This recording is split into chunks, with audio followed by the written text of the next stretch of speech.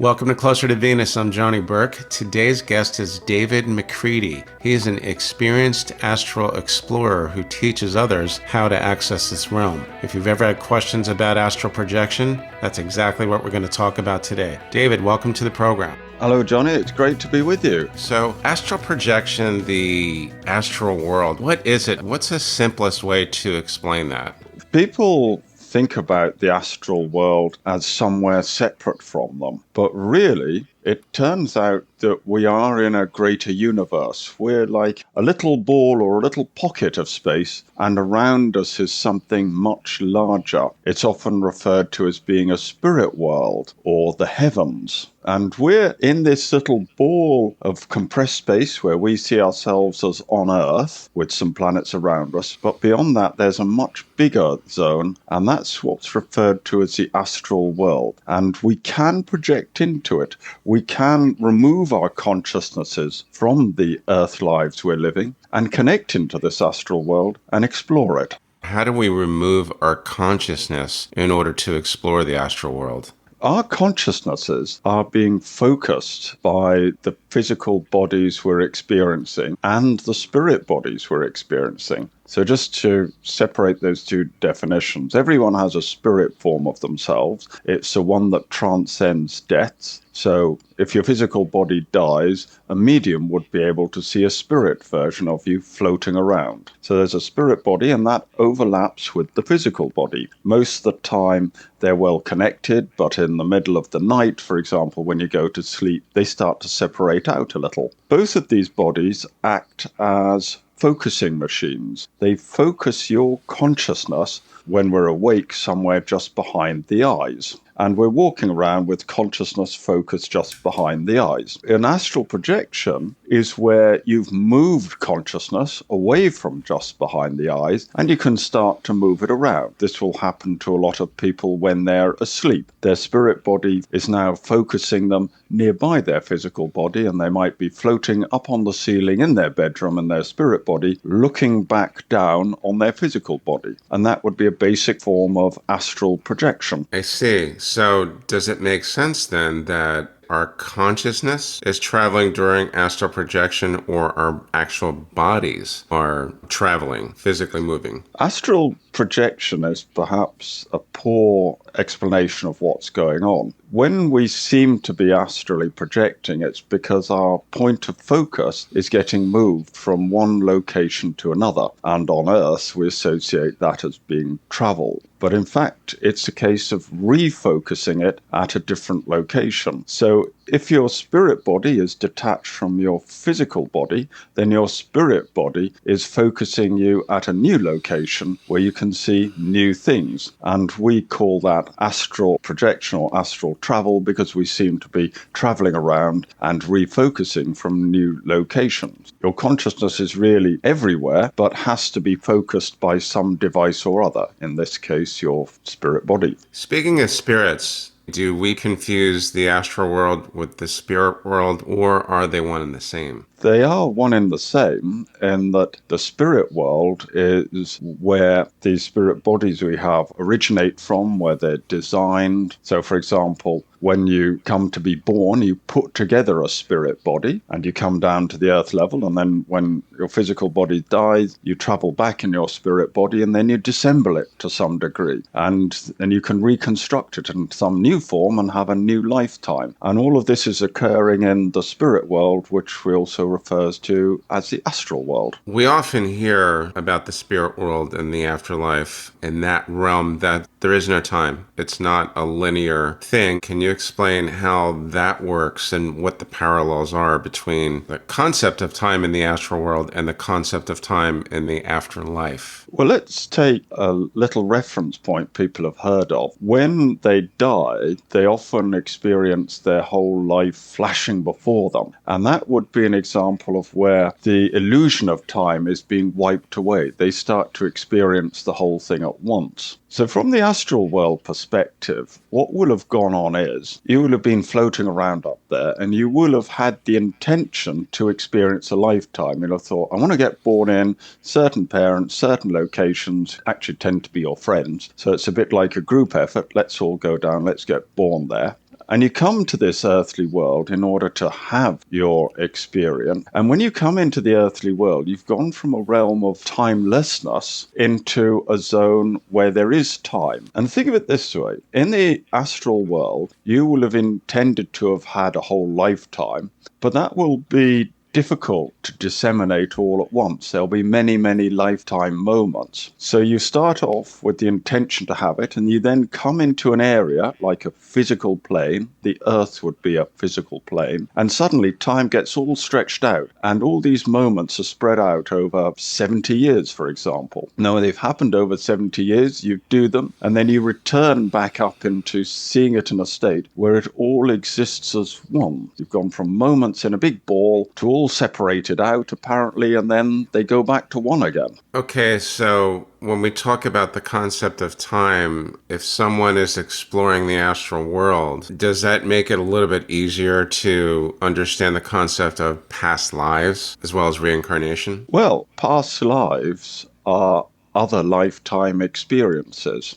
And everyone who will be listening to this podcast will have some sort of other lifetimes connected up to them. This won't be the only one they've experienced. When you go into the astral world, you'll find it's reasonably straightforward to reconnect to other lifetimes you have experienced or other lifetimes you're planning to experience. So be able to connect to both. In the future, you mean? What we would consider as the future, but when we go into a world of timelessness, it seems to be happening all at once. That is a concept that many of us will have a bit of trouble getting our head around it, but it sounds like it's basically shifting a plane. So how can a human mind explore the astral world? If you can give us an example, that would be great.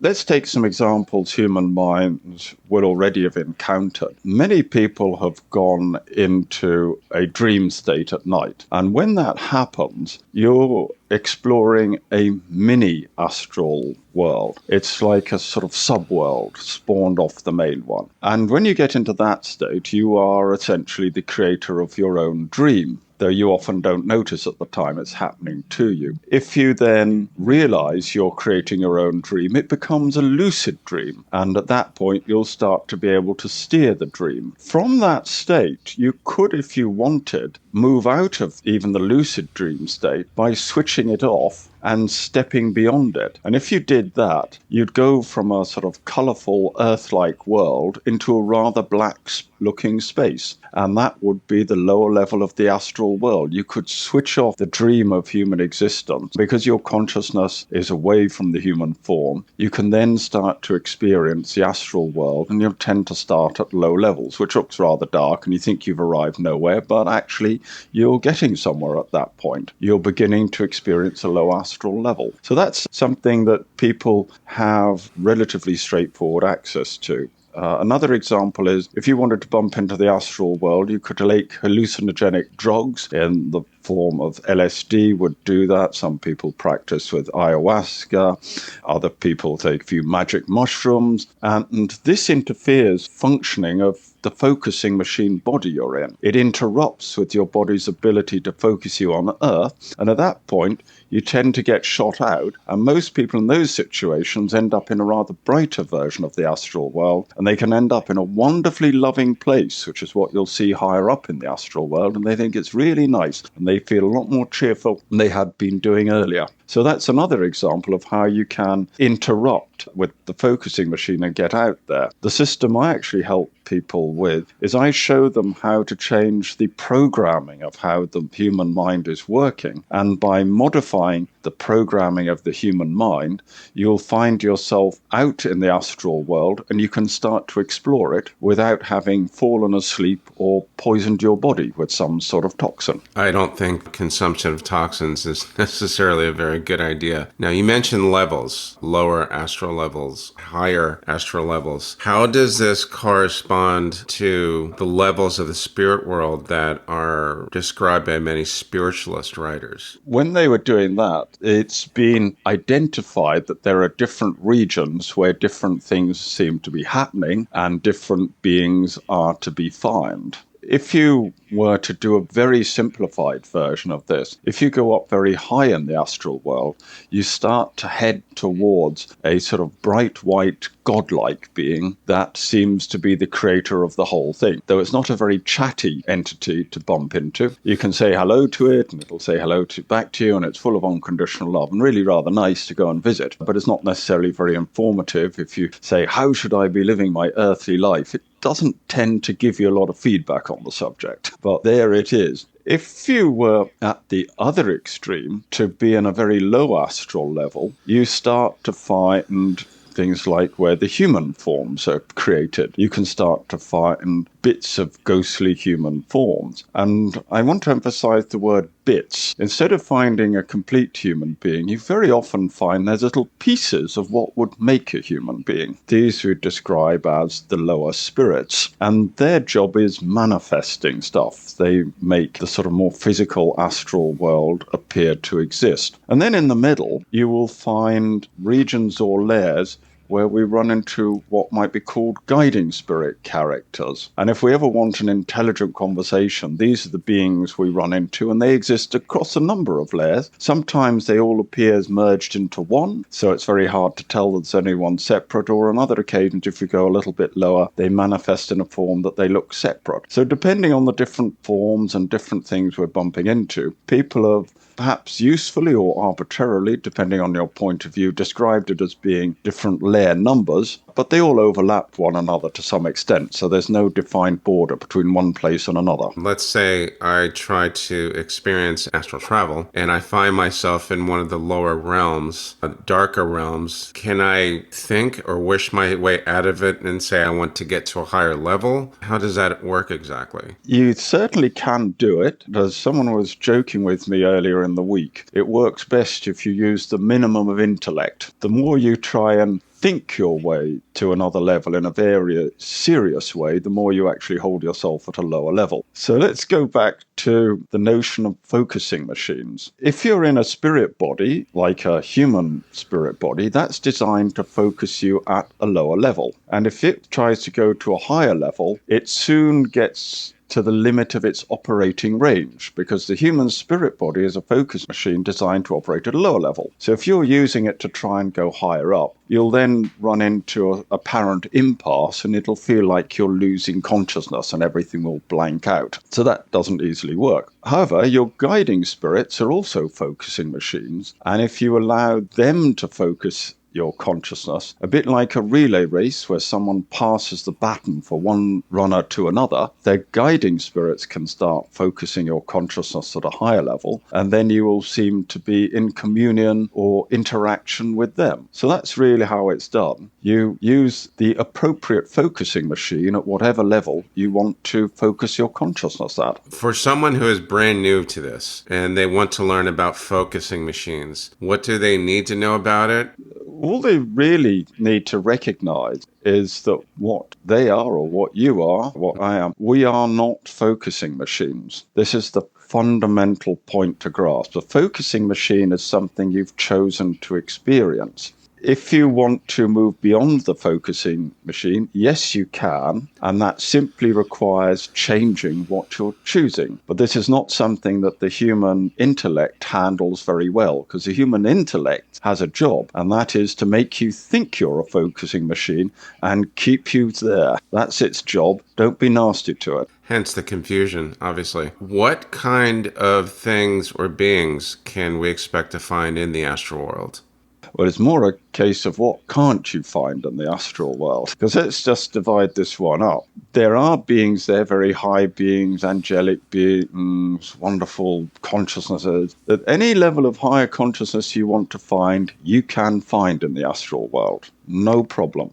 But then when you've bumped into them, it does become apparent that they're curious things, and in some ways they're bored. And they're interested in having lower level experiences of various sorts. So any conceivable life form that someone could dream up having gets manifested at lower levels. So any conceivable type of world can be found. You can find the whole lot there, because they all get turned into their own apparent reality. So, assuming that someone who has a goal of getting to higher consciousness, they've read or they've experienced somehow the lower levels, or at least they know about the concept of the levels of the spirit world and how it works. They want to basically skip that process and go right to level 7. They want to be a Jedi. How do they do that? Well, that's getting the whole reality back to front. There's an implicit assumption in that down on Earth, we're some lowly, boring, stupid kind of person who needs to progress. When you get going into the astral world and you start saying hello to the beings up there, it turns out that you're really a much higher level entity. You're probably already existing beyond level 7 up at some point. People might call it level 9 on that scheme of things, and they're hanging around there. And they thought it would be fun to go down and try and have an existence round about level 1. So, in fact, what you've done is you've gone from a very high level and you're playing at being a low level. You can stop this anytime you want. Interesting. So, that person, their spirit body, was already at a higher level and they were a little bit bored and they just thought, okay, I'd like to experience the denser areas like Earth, and because they wanted to see what that was like. Now you know where you are. Now, when we talk about beings in the astral world, inevitably the subject of aliens, or should I say star being, come up. Who are they and what do we need to know about them? First of all, ask the question, if we call everything else out there alien, what are we? What would people often say about that? For what it's worth, the term star beings comes from a medium I spoke with who told me from her direct experience that they don't like being called aliens. They prefer the term star beings. For those of us that are curious, who are they? How many different types are there out there? And what do we really need to know about them? First thing we really need to know, point number 1, is we are the same as them. We're just in a little game zone, you might call it, or a mini world, call it the Earth plane, where we're cut off from them, and we then come up with the idea that they're somehow different from us. So the really key point to realize is we're the same as they are, and they might have also created some other game zones, or you could call it other alien worlds, where they also like to live. And if you go looking at other lifetimes, you will start to find you too have experience of life on other worlds. So you too have experienced life on what we would call alien bodies, and we're all part of the same group. That's really what you need to know. That's the most important thing. I've never heard it explained like that. So going back to your example of a higher level being who wants to come down to the lower levels, to the more dense areas like Earth, it's almost akin to slumming in a way, isn't it? Explain a bit more what you mean by that. Let's suppose I'm one of those beings that is experiencing existence at a higher level, but I'm bored and I want to go on vacation. I want to go down to experience the lower depths or the more dense area of Earth. It's kind of like a bunch of rich kids that live in Palm Beach that want to go to some dive bar. It's exciting to them because their privileged life is boring. That's what it sounds like to me. That's very much what you find. And as you get into this subject and start to explore the astral world, you will find more advanced beings creating places such as the Earth plane. You will find it being manufactured, and there's done in multiple versions is the best way to put it. It can be played multiple times. So there's not just one Earth plane, there are multiple permutations of it. In the same way people talk about parallel dimensions. You can have parallel versions of the Earth plane. So people not only play it once, they have multiple turns at it. A good analogy is on Earth, people have created games like Grand Theft Auto. So they've created that, and then people say, you know what, let's hang out in a replica version of LA selling drugs and stealing cars. There you go. You can step into it. We're just experiencing something that's a bit more lifelike and knocks out your memory of where the hell you came from before you stepped into the game. For someone to kind of grasp the concept, because it is a bit complicated. So you believe then it's beneficial to link up with these beings who are in the astral world. What can we learn from them? them? The first thing to try and pick up from them is what we are doing here in the first place, apart from going on a bit of a vacation from somewhere that was so nice and comfy that you actually got bored with all the luxury of it. What are we doing down here? It's consistently suggested that we're doing a rather weird experiment in looking back at what we really are. If you are a light being and you're living in light, a big ball of white light, all you ever see is white light. You've nothing to compare it to. So say the ball of white light is hovering around there, nothing much doing, and if nothing else, it would like someone to chat to. It could create two permutations of itself,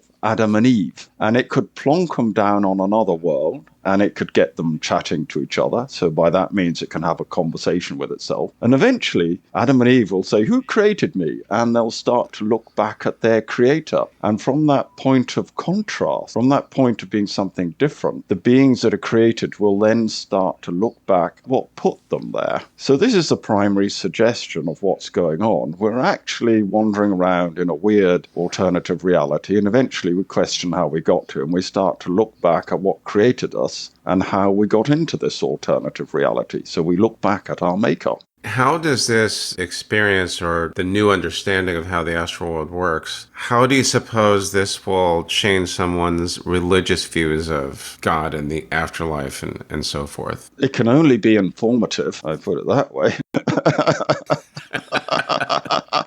Yes, indeed. But for someone, let's say, who really wants to tie everything together, the many different religious teachings, it seems to me that when we talk about angelic beings and star beings, the one thread that seems to tie them together is love. People that are very close to those type of experiences, what they all seem to have in common is that these beings are in contact with some of us to teach us to love ourselves more. So if they have that point of view and all of the religious teachings have certain things in common, is there a way that we can reconcile our religious upbringing with new and more informative experiences like the astral world? Let's start by just defining the difference between religion and science. In religion, you often have a situation where some clever person or some prophet person is very good at connecting with everything in the astral world and seeing what they are. So you'd have like Krishna, Muhammad, Jesus. They were all good at this. They were ascended beings. Yeah, they were Right. beings who came down here, but they hadn't wiped their memories too heavily, so at least they could start to remember what they were up to. Whereas we've taken the option of having a really serious memory wipe, and then we can't see that we are in many ways the same as them, but we're just trying out a different permutation. We've gone for the high amnesia option. So there they are. And these beings come along, they helped show other people how to share the experience, and they also explained a lot about what it was like on the other side, the rest of the greater universe beyond there, and the astral world, the spirit world is like. And then this gets written down in books, in various translations that may or may not have it completely accurately.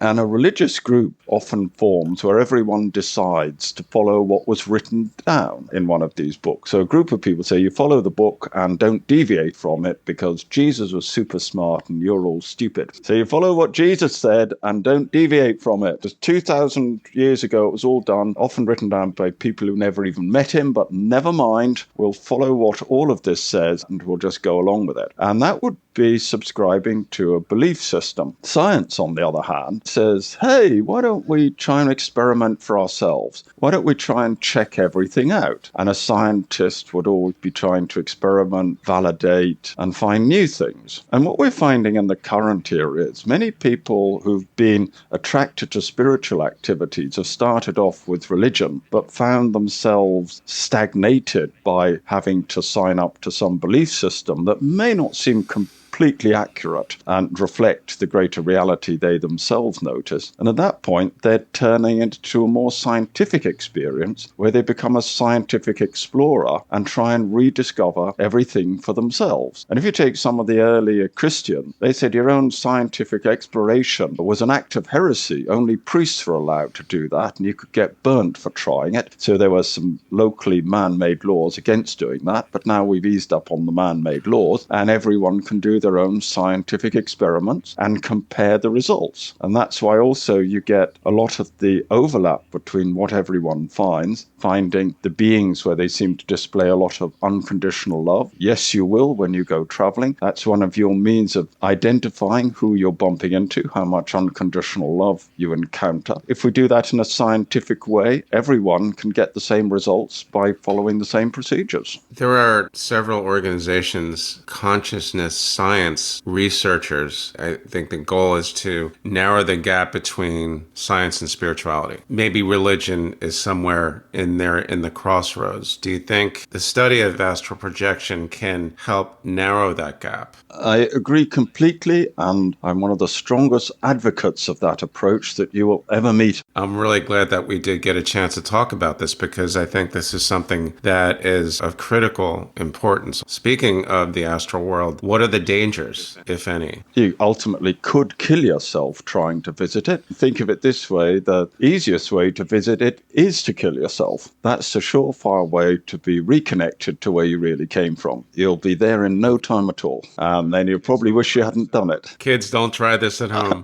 We do not advocate those type of actions here at the Closer to Venus studios. I'll explain where you could kill it yourself, but you're probably not going to. If you project your spirit, if you let your spirit body float out of your body, it does this normally during sleep anyway, and you'll notice that tends not to be fatal. Maybe after 70 years you don't wake up, but it's like that. If you do astrally projecting into low levels, you often surprise yourself at your own success. And when that happens, you get a tremendous shock. So one of my first successful astral projections, I was living at a parent's house. We had a dog there, by the way, and I made sure the dog was out of the way. I went to a nice remote room into the house, lay down on a sofa and tried to see if I could float out of my body. And after a bit of attempting, I succeeded. And the first thing that happened as I came out of my body, something beside me went woof. And I have to tell you that. I didn't see anything. I don't know what it was, but I was back to my body as fast as you can imagine. And my heart was pounding, pounding, pounding, because it gave me quite of a fright. And in hindsight, and a bit more exploration, what turned out was the spirits who helped look after me, say sort of looking after their sort of guard spirits, saw me come out of body and they were going, "What are you up to?" And one of them literally looks like a dog. He's going like, "Woof, what had you just done?" Get back there. So they are Protector guides who look after you. And when you go wandering off on perhaps rather random astral journeys, they'll inquire what you're up to. And in this case, one of them literally barked at me and scared me back to my body. My heart was pounding so hard, it did strike me. If you had a heart condition, this could be the end of you. So it could be hazardous. So let's take the other extreme about how not to make it hazardous. If you're doing this in a very controlled, awake way, and you learn to do it in a gentle form, you're not going to get these sorts of shocks. So if you do it with a bit of training and tuition, rather like learning to fly with an instructor. If you try learning to fly in an aeroplane on your own by just revving up the engines at one end of the runway, you'd probably take off and you'd probably crash off. But if, on the other hand, you learnt to do it gently, taxiing the aeroplane gently, and then you'd see what it did, that's a good way. You could do that on your own. If you go with an instructor, he can soon get you airborne quite quickly, and he'll take you around safely, and no one will have any heart attacks. Because after all, that would be rather converse to the instructor's business model, which involves not killing his clients. So he'll tend to get you back alive and well.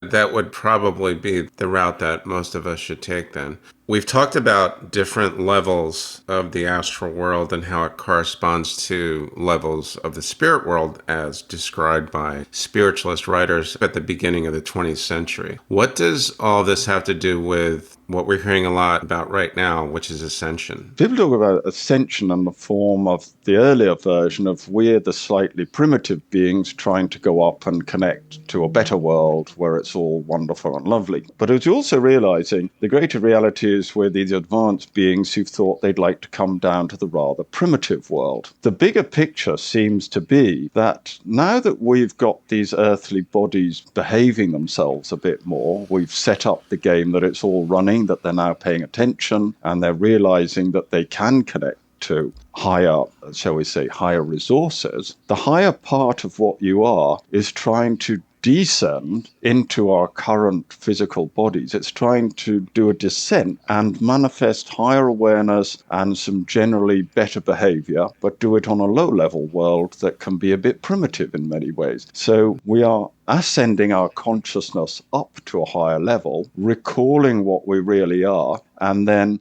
bringing back that higher level awareness and state of being and descending it into the human bodies we've got. So that's where we are right now. It's almost like an intersection of sorts, and it does recall the principle that we are not physical beings having a spiritual experience. We're spirits having a physical experience. Yes. I think that's a great way to explain this. David, thanks so much for joining us today. How can our listeners find you online and learn more about your work? I do have a website that has some more information on this, where you can also find a route into some astral flying lessons. It's called greatsimulator.com. That's greatsimulator.com. I will put those links in the show notes as well. You've been listening to Closer to Venus. This is Johnny Burke. If you enjoyed today's episode, please consider subscribing. If you really liked it, you can also leave us a review on iTunes. Thanks again for tuning in, and we'll see you next time.